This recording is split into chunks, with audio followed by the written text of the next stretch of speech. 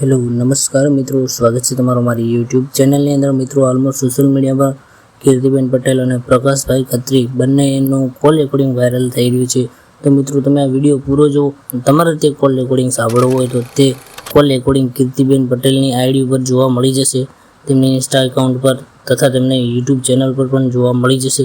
તેમજ મિત્રો એક બીજો વિડીયો વાયરલ થઈ રહ્યો છે, તો શું આખો વિડીયો તમે પૂરો જોજો અને ચેનલ પર નવા હોય તો ચેનલને સબસ્ક્રાઈબ કરો અને તમે કોને સપોર્ટ કરવા માંગો છો તે તમારું મંતવ્ય કોમેન્ટ બોક્સની અંદર અવશ્ય જણાવો। તો જોઈ લો તમે આ વિડીયો। હાલ વિવાદમાં કીર્તિ પટેલનું એક રેકોર્ડિંગ બહાર આવ્યું છે।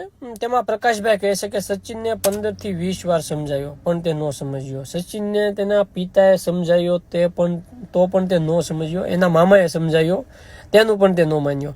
સત્તાએ સચિનભાઈ કાચવાળી ગાડી લઈને મળવા ગયા, તો શું આમાં સચિનનો વાંક ન કહેવાય? સચિનને આપને સખત દુઃખ છે કે સચિને તેના પિતા ગુમાવ્યા। જો એ ટાઈમે તેના પિતાની વાત સચિને માની હોત અથવા એના મામાની વાત એને માની હોત તો મારા અંદાજે આ બધું નોય થાત। બાકી તમારી બધાની ઈચ્છા જોવાની છે, સમજાય તેને વંદન।